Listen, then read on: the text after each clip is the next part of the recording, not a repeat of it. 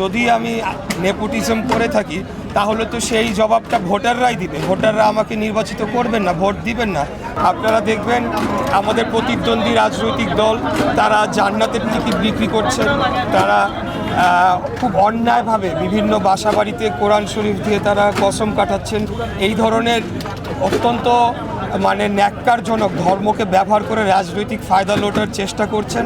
এর পাশাপাশি নারীদের প্রতি যে ধরনের অবমাননাকর বক্তব্য দেওয়া হচ্ছে এবং পরবর্তীতে যে সাফাই গাওয়া হচ্ছে সেটা কোনো ক্রমেই বিশ্বাসযোগ্য নয়।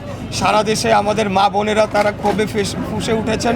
আমরা তাদের প্রতি একাত্মতা পোষণ করছি এবং আমরা ঘৃণা ভরে এই যারা নারী বিদ্বেষী আচরণ করছেন এবং নারী বিদ্বেষী কথা বলে সারা দেশে নারীদেরকে হেয় প্রতিপন্ন করছেন তাদের বিরুদ্ধে আমরা কড়া প্রতিবাদ জানাচ্ছি আপনাদের মাধ্যমে। এবং আমরা বলতে চাই বাংলাদেশের মানুষ এটাকে কোনোভাবেই গ্রহণ করবে না এবং আগামী 12ই ফেব্রুয়ারি তারা ব্যালটের মাধ্যমে এর জবাব দেবে। পাঞ্জাবের জগতে একটি বিশ্বস্ত নাম শাবাব এথনিক ওয়্যার।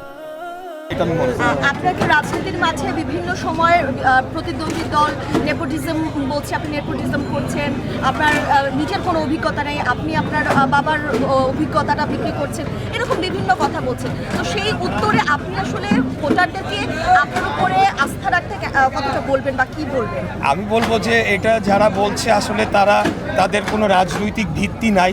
আগামী 12ই ফেব্রুয়ারি তাদের জামানত বাজেয়াপ্ত হয়ে যাবে বেশিরভাগেরই। আর যদি আমি নেপোটিজম করে থাকি তাহলে তো সেই জবাবটা ভোটাররাই দিবে। ভোটাররা আমাকে নির্বাচিত করবেন না, ভোট দিবেন না। তো এটা ভোটাররাই সিদ্ধান্ত নেক, বাংলাদেশের জনগণ সিদ্ধান্ত নেক। কারণ আমরা তো একটা সুষ্ঠু নির্বাচনের অপেক্ষায় রয়েছি। সুষ্ঠু নির্বাচনে যদি এরকম কোনো বিষয় থাকে যে আমার অভিজ্ঞতা নেই এবং আমি পারিবারিক সূত্রে বা উত্তরাধিকার সূত্রে আমি রাজনীতি করছি তাহলে ভোটাররা তো আমাকে ভোটই দিবে না। তো ওনারা বিজয়ী হয়ে আসবেন, কোনো অসুবিধা নেই। সামাজিক যোগাযোগ মাধ্যমে আপনাকে বিভিন্নভাবে ট্রোল করা হয়, তার উত্তরে আপনার কিছু বলার আছে?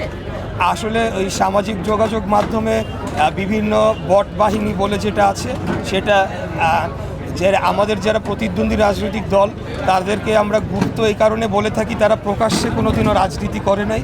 বিভিন্ন ছদ্মবেশে আড়ালে থেকে তারা বিভিন্ন সংগঠনের পরিচয়ে রাজনীতি করেছে। এমনকি এখন যারা ছাত্র সংগঠন রয়েছে আমাদের প্রতিদ্বন্দ্বী রাজনৈতিক দলে তারা কিন্তু অতীতে ছাত্রলীগের সদস্য ছিল এবং ছাত্রলীগের সদস্য হয়ে আমাদের নেতাকর্মীদের উপরে অত্যাচার নির্যাতনেও তারা অংশগ্রহণ করেছে এবং তাদের হাতে অফুরন্ত সময় ছিল। তারা সোশ্যাল মিডিয়ার বাবলে তারা বসবাস করেছেন এবং সেখানে তারা কি বলছেন আসলে বাস্তব রাজনীতি, ভোটের রাজনীতি আর এই সোশ্যাল মিডিয়ার রাজনীতি কমপ্লিটলি ভিন্ন।